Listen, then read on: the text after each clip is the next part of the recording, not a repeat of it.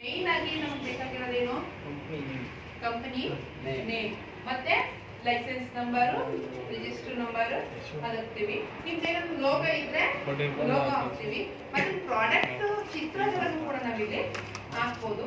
ಮತ್ತೆ ಇನ್ನೇನ ನಮ್ದು ಅಡ್ರೆಸ್, ಫೋನ್ ನಂಬರು, ಮತ್ತೆ ಇನ್ನೇನು ಹಾಕ್ತೀವಿ, email ID, expiry date, very good, expiry date ಮತ್ತೆ ಮ್ಯಾನುಫ್ಯಾಕ್ಚರಿಂಗ್ ಡೇಟ್ ಅದೆಲ್ಲ ಹಾಕಿರ್ತೀವಿ.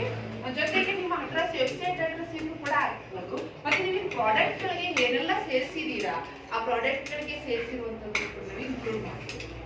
ಅದೇ ಒಂದು ಏನೇ ಪ್ರಾಡಕ್ಟ್ ಎಷ್ಟು ಗ್ರಾಮ್ ಹಾಕಿರ್ತೀರಾ ಮತ್ತೆ ಅದರಿಂದ ನಮಗೆ ಸಿಗುವಂತ ಪೌಷ್ಟಿಕತೆ ಇದನ್ನ ನಾನು ಹ್ಯಾಡ್ ಮಾಡಿದ್ರೆ ಕಸ್ಟಮರ್ನ ಅಟ್ರಾಕ್ಟ್ ಮಾಡೋದಕ್ಕೆ ತುಂಬಾ ಅನುಕೂಲ ಆಗುತ್ತೆ. ಓಕೆ, ಅದ್ರ ಜೊತೆಗೆ ನಾವು MRP ಫಿಕ್ಸ್ ಮಾಡೋದ್ರ ಸಂದರ್ಭದಲ್ಲಿ ನಾನು ಹಾಗೆ ಹೇಳ್ತಾ ಹಾಗೆ ಇಲ್ಲಿ ಒಂದು ಕಚ್ಚಾ ಸಾಮಗ್ರಿಗಳು ಏನಿರುತ್ತೆ ಆ ಕಚ್ಚಾ